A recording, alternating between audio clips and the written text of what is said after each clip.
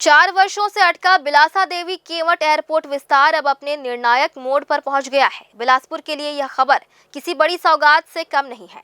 चकरभाटा स्थित एयरपोर्ट के विस्तार के लिए सेना के कब्जे वाली लगभग 290 एकड़ जमीन को लेकर चल रही लंबी प्रक्रिया अब लगभग पूरी हो चुकी है।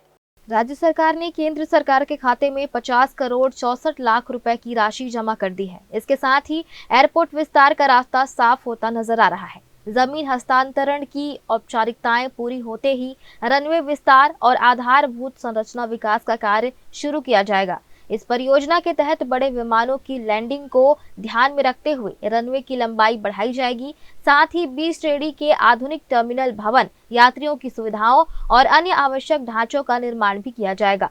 बिलासपुर विधायक अमर अग्रवाल ने इस प्रगति को शहर के लिए ऐतिहासिक बताया है। उनका कहना है कि वर्षों से चली आ रही जन भावना अब साकार होती दिख रही है। एयरपोर्ट विस्तार से बिलासपुर को राष्ट्रीय स्तर पर नई पहचान मिलेगी। विधायक के अनुसार रनवे विस्तार के बाद बोइंग जैसे बड़े विमान भी बिलासपुर में उतर सकेंगे। इससे हवाई यातायात में बढ़ोतरी होगी और व्यापार, उद्योग, निवेश के साथ साथ रोजगार के नए अवसर भी पैदा होंगे। इसका सीधा लाभ पूरे क्षेत्र की अर्थव्यवस्था को मिलेगा।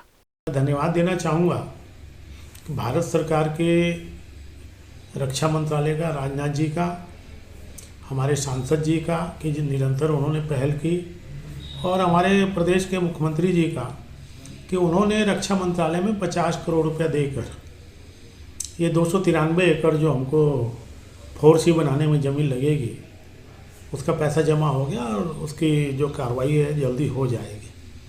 अब जैसे ये ज़मीन मिलेगी फिर आगे फ्यूचर में ये बड़ा एयरपोर्ट कैसे बने उसके कार्य योजना के ऊपर चर्चा होगी। और मैं ऐसा मानता हूँ कि शुरुआत तो मोदी जी ने एयरलाइन से बहुत पहले ही कर दी थी और इसका जो विस्तारित स्वरूप है जो हम सब चाहते हैं वो आने वाले समय में बिलासपुर की जनता को, अंचल की जनता को दिखाई देगा। बिलासपुर की जनता लंबे समय से बेहतर एयर कनेक्टिविटी की मांग कर रही थी। उड़ान योजना के तहत शुरू हुई उड़ानों के बाद अब नियमित बड़े विमानों की सेवाएं भी संभव होंगी। इसके साथ ही बिलासा एयरपोर्ट पर नाइट लैंडिंग सुविधा की प्री कमीशनिंग प्रक्रिया पूरी हो चुकी है।